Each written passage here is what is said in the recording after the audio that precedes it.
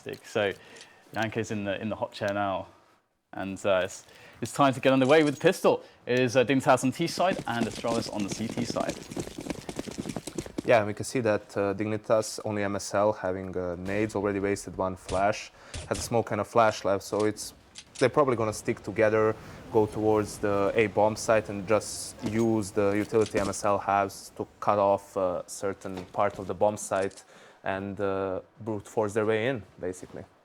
And here they go, first frag from BO3 there, and he's going to be spotting quite a few players here, so the call will be made, but Astralis sort of out of position here to defend this. Dignitas having a really nice entry there, Rubino delivering with the 2 frags. And this is super scary, but HenryG, he can save the day here, coming in with the flank. He's able to get something out of this. So far, though, it looks very difficult. Lots of damage done, but the round will be won pretty handily there by Dignitas after all is said and done.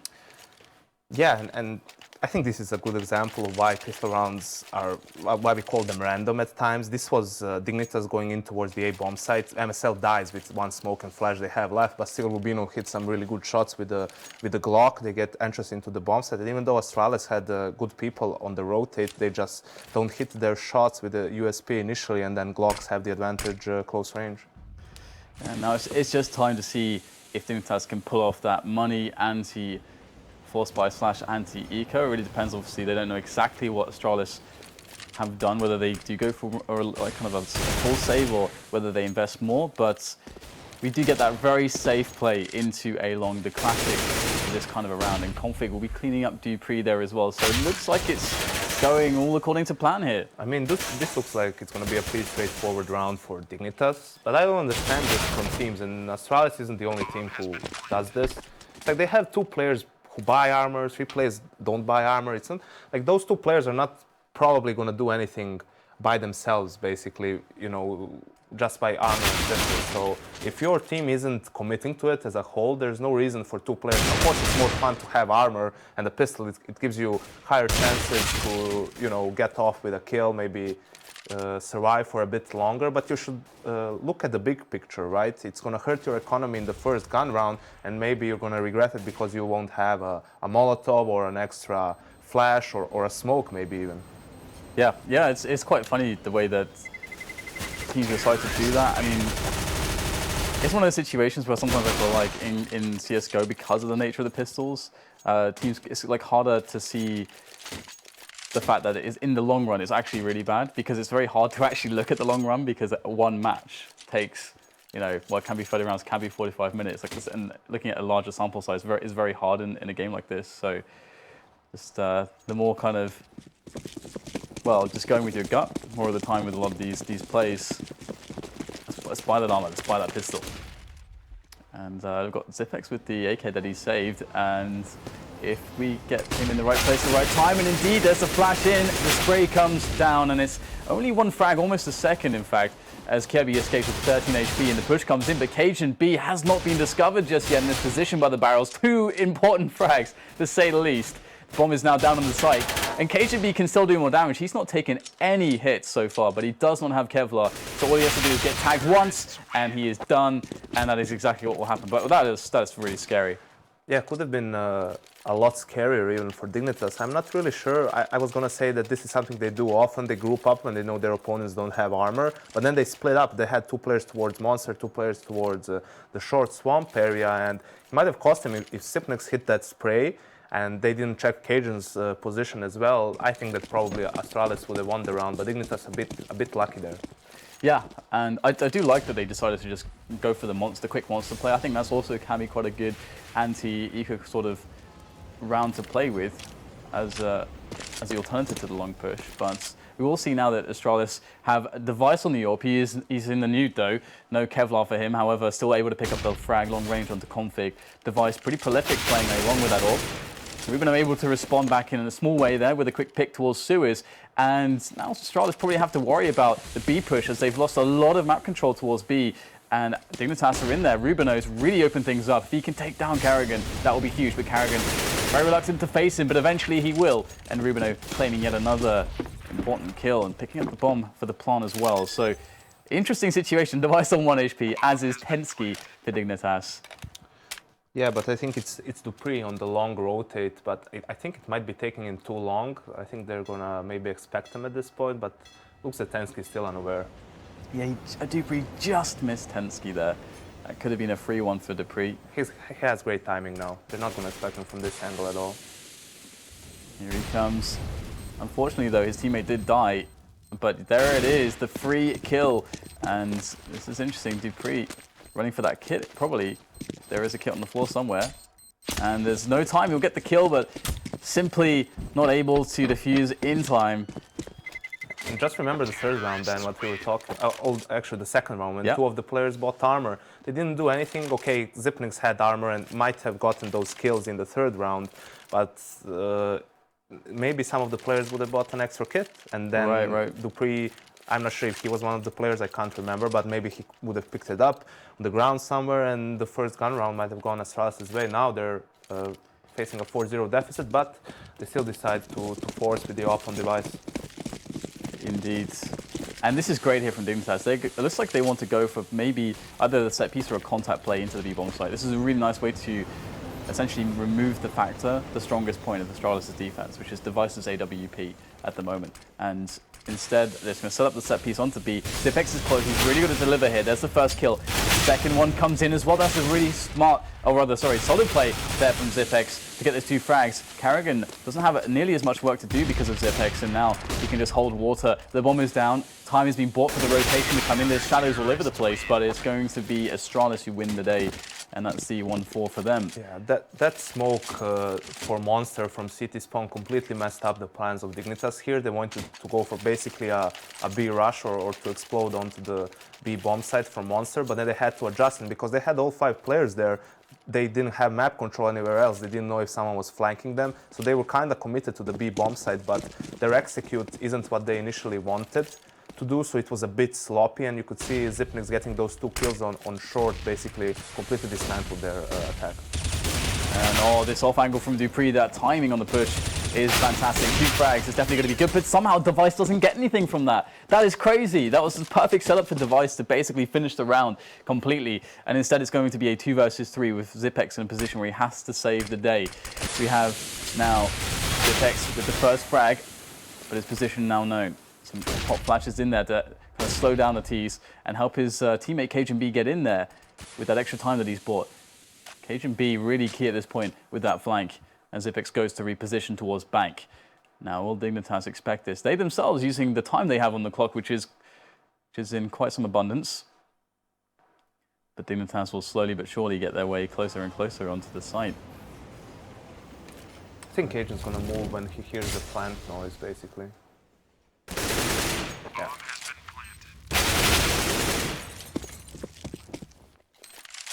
Kirby with 24 HP. I'm doing some play-by-play now and Cajun gets it. Easy game, easy life. Dan, help. Hey, you're doing a great job so far. And yeah, really nicely done there by CajunB. Able to secure the victory. It was not without cost though, and considering that Dignitas did get the bomb down, they certainly will not be letting up on the pressure anytime soon. I mean, they surely will go for the force buy here. And there you go. In comes the Tech 9. Will we get plural? Tech 9s. Boom. 2 Tech 9s at CZ, couple AKs. And with the kind of set pieces we've seen towards the B-bomb site, that is generally the most preferable round, I would say, from a setup like this. So we should expect a fast B setup. And Astralis going really fast as well, quite forward towards the A-long position and into connectors. So they have a fast rotation in the back of this. So this should be a potential here for them to be able to hold this by just stopping it from even getting into the site. And there it is, Dupree by door, able to do some good damage, taking 1 frag before being Molotov back. And this is not going to plan for Dignitas. Really well played by the Astralis so far. Another nice couple kills. Dupree is getting a lot done there towards the door. This is savage here for Dignitas. Tensky can't get the entry into B either, leaving Kirby, the superstar, versus 3.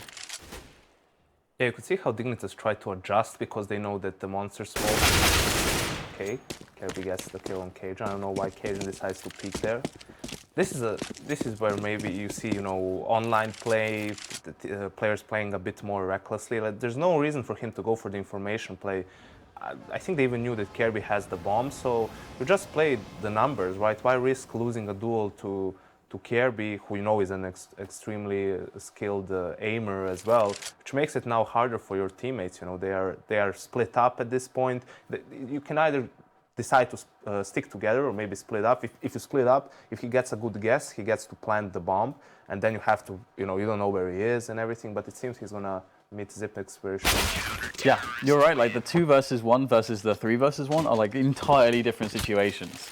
That's like this critical threshold where the 3 versus 1, it's very easy for the CTs to play it properly. In the 2 versus 1, there's some now all of a sudden you have to gamble a little bit. That sucks. Yeah, and their economy wasn't looking very good, but now they forced Dignitas to an eco. And what I was going to say is that Dignitas tried to adjust there, knowing that the monster smoke is always there for Astralis. They tried to go for a short push pretty quickly, then players would delay go through monster, but the quick connector push from Astralis was doing that for them. Yeah, absolutely. And now it's easy for Astralis to just eat up these players, but 2 frags as I say that, and some critical damage done onto a couple of the CTs who are left in remainder. Tennessee could guess, ooh, he lined it up there. He just pressed it or pulled the trigger. That could have been a nice little headshot there with the Deagle, but it's not to be. 4-4 is the score as we get the 4-buy for both teams. Neither team with a solid economy right now. I mean, Astralis is slowly but surely building some money, but it's still not really that great just yet. Yeah, it's also, you know, a bit of undisciplined play in those anti-ecos. You just saw the money. They will have around 4K, a bit more to buy if they lose this round, but that's not optimal. They could have had more. They played a bit more disciplined. And Device going for the aggressive peaks. Ooh, there is a player rather close, but he's going to back away regardless. And not spotting anything just yet, really. So the info not going his way. And that's due to the fact that the flashes and so on of Dignitas kind of denied him an easy way to peak there safely. Yeah, that's probably the most important thing when it comes to Overpass T side. You need to have good nades, good flashes to force the op away, and even a rifle if it's there. And you see what they're doing now. They're denying device vision. They're getting control of long and toilets, and that will allow them, if they want to, go for a execute with smokes. And Rubino just gets a lurk kill towards Cajun on B. Perhaps Cajun's being a bit of a leak for the team at the moment. We shall see. Oh, I think Device clicked there, but nothing happened. Nothing came out of the AWP. So, opportunity missed, and now he's getting quite close, but it's MSL to get taken down by Device. Finally, some damage done here by the CTs. Dupree left on the bomb side. Has to be careful of the flames. Being pushed all over the place here. Finds himself another frag here. No real response coming in for a trade onto Dupree. Already to push his position. Finally, Kirby gets in there, but the trade is going to come in, and that is because it took him so long to get onto the site. Too much time was bought for the rotation, and Dignitas will lose the round. It looked promising after the initial kill, but I mean, they decided to go for that A execute I was talking about, but they were missing a smoke between the Optimus and the plant box, basically, and Rubino was the only one left with it, so I don't know if he was late because he was getting a kill towards B, or seemed like that execute was a bit rushed. They still had a lot of time. They had a man advantage, so no reason to rush anything in that position, and that kind of a botched execute cost them an important round. Now they're back on a quasi-buy, and Device gets the first kill. It does indeed, and it's just easy pickings for him. In fact, the flank is coming in as well from Dupree towards long, so no really for these players to go. They can't go in the front, in the right, or in the back. And easy round for Astralis. Astralis looked like they were having a very tough start, to be honest, and even the first few rounds that they won looks like they very well could have gone Dignitas' way. But it doesn't matter if you can't close the rounds in the end, and Astralis finally built some money. They got a good bank now to work with. And Dupree's leads, look, 13 kills, 3 assists, and 7 deaths. He used leads. Nice, Dan. There you go, 2 MVPs, ruining everything. Yeah, I mean, now it gets much more difficult for Dignitas because they need to win 2 consecutive gun rounds to get Astralis in an equal, but Device switching his position and wow, just slightly missing that shot. But take note that the fire from the Molotovs and incendiaries might look different on GoTV or on the stream than it does on his own settings. So maybe he didn't see quite clearly. I always have that feeling when I play Dan. Whenever there's a Molotov, I feel that everyone can see me from it, and I don't see anything at all, and I just get wrecked. Well, it's a cool little. Somewhere else. Yeah, it's really cool to see how he's being quite dynamic and moving around with the orb. Oh dear. That was awkward. Yep. But he manages to get the kills, and this is, I mean, MSL in a 1v5, so that's really important on not just on Overpass, but city side in general. When you have, if you maybe have just one AWPer, is you want to move him around, right? You saw Device, he was first kill he got was on long, then he was moving around towards the fountain area to get picks towards mid. Now they moved him over towards B, and what that does for you is you have the MSL, the in-game leader on the other side. He needs to keep guessing all the time. He can't be like, okay, we know Device is going to be on long with the AWP, let's do this to counter him. You know, you never know where he's going to be. Right now, he had a great idea. He just missed his initial shot, but finds a kill towards connector. And right now, it seems like Astralis is finding their groove, basically, on the CT side. Yeah, that power to move Device around, it cannot be underestimated, as you said. And Dignitas are moving in to play a bit of a default at the moment, just spreading out a couple players on long. But again, your Device is not over there. He's actually sticking to playing short on B into the sewers at the moment. So I wonder if Dignitas will kind of spot this, and that is some key information, but it does also mean that Astralis to kind of essentially, let's say, play with, you know, the fact that Device is not on long. They've reinforced the defense there. They've got 3 players towards the A site defense, 2 towards toilets with the rifles. So very unexpected setup perhaps, because I don't think Astralis have showed this just yet. Although MSL will pick off Carrigan in the open there for a 1 versus 1. Yeah.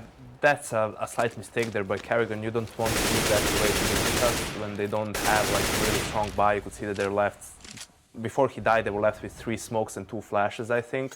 So you basically want to force them to use all of that, and you have still a lot of utility, so just gave away a kill there, basically. Yeah, and now Dignitas are deciding to make the move in, and we get the quick trade on the side defense. Cajun B with the double. That's going to be good, but he really had to do something there to make this winnable. Although that said, it is Device left versus 3. I don't think he's been spotted yet from Bank, so we'll have to see if he can, you know, use that up to strong effects. Here he is, first shot is going to connect here, so the element of surprise is going to work out. In fact, though, it feels like Dignitas did know that he was there, so maybe no surprise. But just 1 frag for him, and Dignitas finally swing around back in their favor, but their money is not really good, so it's kind of a scary position because Astralis can very realistically get the 10-5 if they win this round. Yeah, and a great round from Tensky. You wouldn't expect him to be the one getting the entry kills, but it's what he managed to do in the previous round. And another note on that, Carrigan's position. If you want to go for something, then do it as a team, right? Do it with your teammate. Maybe he can flash you in, or you can push together.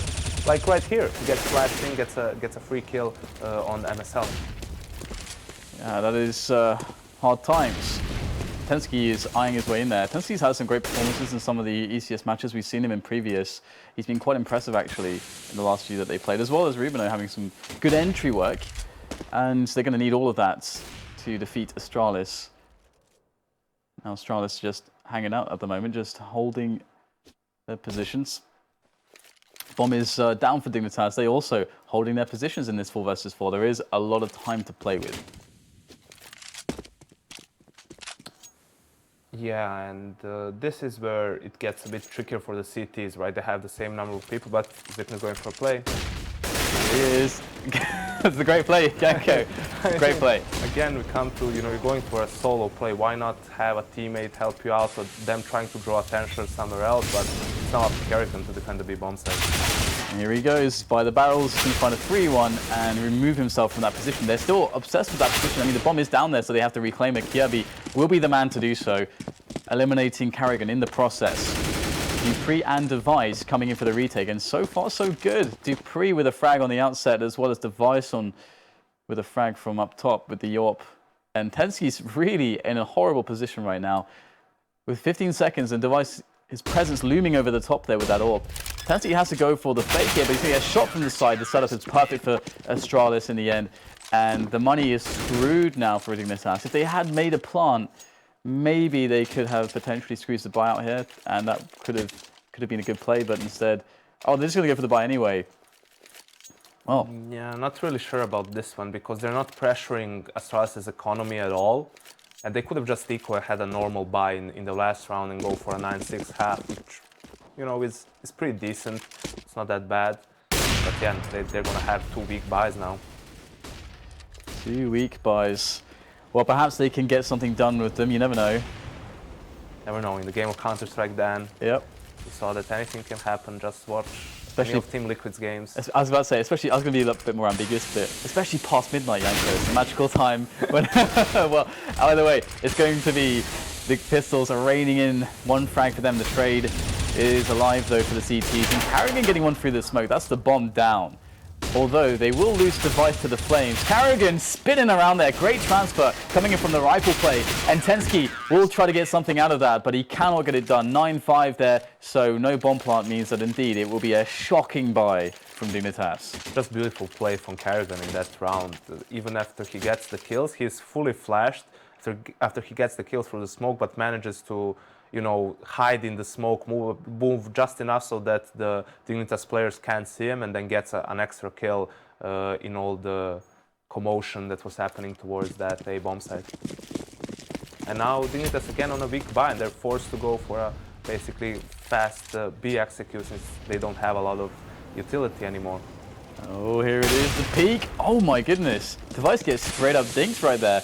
And he doesn't get a frag in return. That is pretty devastating. I thought he had a guaranteed frag, but no. Has to leave it to his teammates right now. He'll get it done with a CZ into safety as well as he gets the kill and can move behind the smoke. So pretty wily play there from Device. And he's going to be boosting dupreeh over the smoke. This is nice stuff. Ooh, there it is. dupreeh gets the information and can easily spray through the smoke to take down Rubino, leaving Kirby alone. Interesting position from Kirby as well, to be honest. Is it actually an open plant, I wonder? This is a really cool setup. If it was a plant that was visible from that spot, it would be a cool setup. But 10-5, Janko, I can't help but feel like Dignitas really had the ability and the kind of playbook that would allow them to have a much better showing here on the T side. But they just felt like they didn't have that. I mean, there were a lot of close rounds. I mean, close, as we can see, a bunch of the rounds ended in elimination, not in diffuses, so not that many plans for Dignitas. And definitely they would have wanted to do more after having a 4-0 start, only managing to win one gun round from that point on. But honestly, it was just Astralis playing really well on the CT side, going for different setups, Device being very mobile, managing to get early picks, or just forcing Dignitas to play maybe more methodical, slower, which would in the end allow Astralis to get some map information and rotate to the correct side of the map. Even in that last round you saw, because Astralis knows that Dignitas is on a weak buy, as soon as they see them towards short and monster, everyone is free to rotate because they don't really have the ability to fake with such a weak buy. Well, it's time now for them to remedy perhaps some of the damage done in the first half. They could just secure that pistol win, or would be well, perhaps. They do have 3 players here, standing to attention towards B. Obviously, somewhat of a retake setup, actually. Quite a powerful one, considering that they have a headshot angle there with the boost. And in goes Astralis. Looks like they're going to just completely eliminate these positions with great use of grenades. That's really nice here from Astralis, I have to say. And the B side goes easily to them without having to frag anybody. But that was by the nature of the plan here for Dignitas. They're playing for that A retake, setting up positions. Now they're going to go for the push back in. But dupreeh in jungle, easy frags there, and rip Dignitas, surely. I mean, great execute there from Astralis. Kind of weird that Dignitas players didn't expect. Wow. All right. Okay. Take it over then. Okay then. I don't think anything else is going to happen. It looks like he's going to back away, but yeah, kind of weird that they didn't expect someone to be in that jungle position, especially with the smoke falling there. But even without that, this is just a great read from Astralis. Basically, that's one of the common CT pistol setups, to play defensively towards the B bomb site. You know, use the advantage of the USP's long range to try and get a pick off or 2, and then play for the retake. But Astralis had the perfect counter to that pistol strategy. They certainly did. And it will be quite cool to see how their anti-force buys, anti-eco strategies play out. Obviously, they don't know if it's going to be a force buy or an eco, but you kind of just run your best anti-force buy in those situations. And here we go. It's like Rubino gets. Is somebody going to look? It looks finally like KGB turns around and is like, okay, I'm going to kill you now. But that could have been really bad. To be honest, it was kind of bad. I mean, there's still now, due to the damage done, opportunity for the remaining players of Dignitas to get kills. Tagged up Zipex, very tagged up KGB. Yeah, but Dignitas does this most of the time. They don't buy armor. I think only one of their players had armor. They just buy pistols both eco rounds. So they buy either a Deagles or CZs, and they buy that in the second and the third round, but with no armor, which is an okay compromise to an extent. I saw them win these eco rounds here and there, but in the end, I'm of the opinion you either commit or you don't. So if you want to buy pistols, then force buy and try to win the round straight out, or just go full eco and focus everything on the first gun round. I can see the philosophy of if you have some pistols, then you just get a few kills and you still lose the round, but you're still like pressuring their economy a bit, because if you just go for double eco and they only lose a player or two, then you have to win 2, maybe even 3 gun rounds in a row to force them on a eco or a weak buy. And it looks like they're taking a more conservative approach in this round. As you say, pistols, a couple pistols are invested in, but no more. And the push is going to be coming in from them. And Carrigan hears everything. He hears absolutely everything. Oh dear, Carrigan's going to go up the ladder there to try to catch them in the back here. He's in trouble, in fact. He will just go down after only a single frag. He really wanted those frags, Janko. He wanted those frags pretty badly. I mean, he was kind of stuck at that point because he had to face towards the guy in the squeaky door and then turn towards the ladder. But yeah, this is where Dignitas have, this is where the problematic comes in for them, because they need to win consecutive rounds, and when you don't look at their money, obviously if they lose they have to, okay, they will, force because they're on 14, but it's hard to go for aggression, for aggressive plays when you don't have a good back behind you, because it's a lot bigger of a risk. If you lose, you have to force buy with pistols, and that's not something that you want to do. And if you play too passively, well, then the good teams will just exploit that. Yeah, I mean, it's a really good point. Go big or go home for Dignitas, and looks like Config, he's just going to get wrecked. Everybody on B is getting completely wrecked here. This is rather disappointing for Dignitas, and no one goes down. Surely at this point it's just a nothing round, and indeed that is what's going to happen. Carrigan and Device are very low on health, and it looks like Astralis are going to easily just run into B and win. Yeah, I mean, a pretty straightforward execute from Astralis, and I have to say I dislike that play from Config, even though it wouldn't change that much. So he throws an underhand smoke. Astralis players probably know that he's somewhere close, and then he tries to hide in the smoke. Like, even if he survives for a little bit, he gave control of the bomb site to their opponents. His teammate was maybe counting on him in their setup to have a crossfire there or something, and he just bailed on it, basically, in that particular situation. Obviously, if it works, it gets behind their backs, then they have another angle they have to look out for, but now they're on a weak buy yet again, and in a 3-5 already. Yeah, and it felt like they were in a lot of spots like this on the first half as well, where they didn't have buys. In spots that maybe they could have done. And I saw NIP actually win an Overpass game, which was super close against Astralis in their last matchup against Astralis in the ACS. And it was really cool because one of the reasons why NIP were able to win that is because they said to themselves, okay, look, if we just got reset, we could buy some pistols and force buy this round because we have to eco twice anyway. But they decided to actually eco twice instead of doing that because they respected Astralis' ability to play against CZs and P250s and so on. And they recognized they wouldn't get anything done. And what happened was that saving that extra round gave them enough money to actually have a buy in the following round. And they ended up winning with that, which is really cool to see. But we're going to have a quick aggression here from Dignitas onto Suez to pick up a quick opening frag. So early advantage here for Dig. But still, Tensky's on low HP and very close as well. Okay. Alrighty then. Just run out of connector, go for a play. I mean, you have to go for, as devices left in a 1v4, you have to go for risky plays. You have to go for something when you're 15-5 down and when you're low on weaponry and equipment. Nice flick. Yeah, this is one of those cool spots where you have a lot of money, you got so many rounds to play with. Device can just go ham, he can do whatever the hell he wants. So these rounds are kind of a lot of fun. I think he wants to win the round now. I think he does, but he won't. Kirby's there with the AK, and the 15-6 is in for Dignitas. It's a long road to recovery. And it's not Team Liquid on the match point. No, it's not. They could getting completely wrecked. And they're not playing against Luminosity. Oh dear.